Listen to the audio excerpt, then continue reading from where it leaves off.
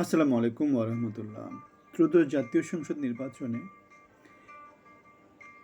ববি হাজ্জাজ, ইকবাল মাহমুদ টুকু, আন্দালিব রহমান পার্থ এই তিনজন খুব গুরুত্বপূর্ণ সংসদ সদস্য সংসদে যাচ্ছেন। তাদের সাথে আমরা দেখতে পাই যে শেখ সেলিমের আত্মীয় এরা তিনজনই, কেউ ভাগ্নে, কেউ বেয়াই, কেউ তালই, এবং এই তিনজনই নানা রকম আলোচনাতে আছে যে হয়তো মন্ত্রী হয়ে যেতে পারেন।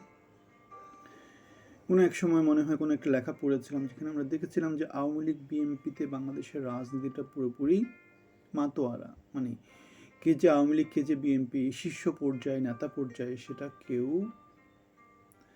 আলাদা করতে পারে না। আমরা দেখেছিলাম যে চিটাগাংয়ের যে ফজলুল কাদের চৌধুরী, গ্যাসুদ্দিন কাদের চৌধুরী অথবা হুমাম কাদের চৌধুরী, এরাও আওয়ামী লীগ বিএনপিতে একাকার হয়ে আছে। যদিও আত্মীয় স্বজনের মধ্যে আবার কি হয়েছে, ফাঁসির ব্যাপার স্যাপার ঘটেছে যুদ্ধ অপরাধী হিসেবে।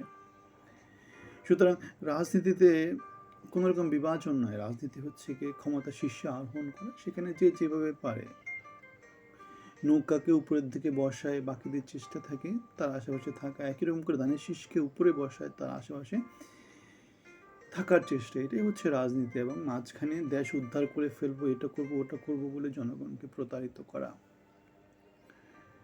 জামাতের আমির শফিকুর রহমান নির্বাচনকে স্বীকৃতি দিয়ে যে পোস্টটা দিয়েছিলেন সেটা তিনি সরিয়ে নিয়েছেন, এবং জামাত 30টা আসনের যারা এমপি হয়েছে তাদের এমপি শপথ না নিয়ে তাদের ভোটগুলো পুনঃগণনা করার জন্য আইনি ব্যবস্থা নেওয়ার ঘোষণা দিয়েছে।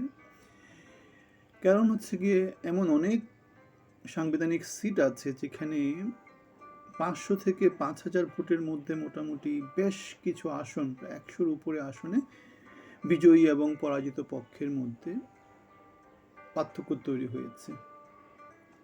এই অবস্থায় জামাতের পক্ষ থেকে যেহেতু ইলেকশন ইঞ্জিনিয়ারিংয়ের একটা আলাপ আছে, সুতরাং এই জিনিসটা নেওয়া হয়েছে।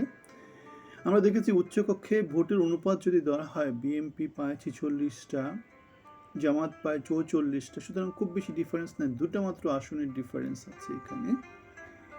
এটা আমাদেরকে যেটা বলছে সেটা হচ্ছে ভোটাররা দুই দলের উপরই সমান আস্থা রেখেছে, যদিও ভোটারের মধ্যে 50% ভোটার ভোট দেয়নি, বাকি 50%-এর অর্ধেক ভাগ হয়েছে। সুতরাং এই নির্বাচনে আমরা দেখতে পাচ্ছি 50% ভোট দিতে আগ্রহ প্রকাশ করে না, তারা ভোট দেয়নি।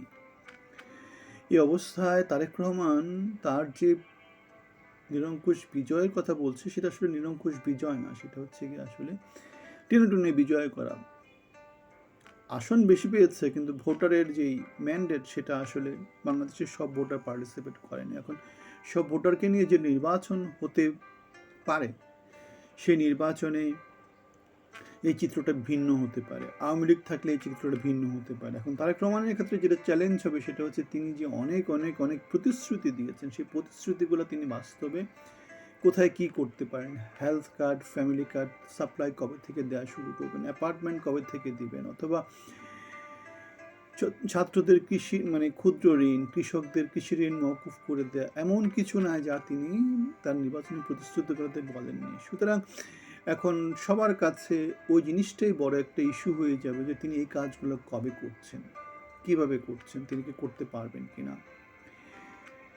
যদি না করতে পারেন জনগণের মধ্যে অসন্তোষ আসবে, আলটিমেটলি বিএনপি বিরোধী একটা সেন্টিমেন্ট চলে আসবে, আলটিমেটলি ইনকামবেসিতে পরে পরবর্তী সরকারে তারা হয়তো নাও থাকতে পারেন, এমন একটা জায়গায় চলে যেতে পারেন। আপনাদের মতামত জানাবেন, ভালো থাকবেন, আসসালামু আলাইকুম।